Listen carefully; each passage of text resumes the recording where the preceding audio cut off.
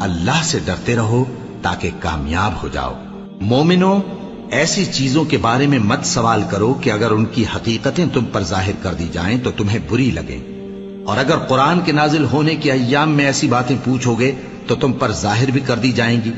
اب تو اللہ نے ایسی باتوں کے پوچھنے سے درگزر فرمایا ہے، اور اللہ بخشنے والا ہے، بردبار ہے۔ اس طرح کی باتیں تم سے پہلے لوگوں نے بھی پوچھی تھی، مگر جب بتائی گئیں تو پھر وہ ان سے منکر ہو گئے۔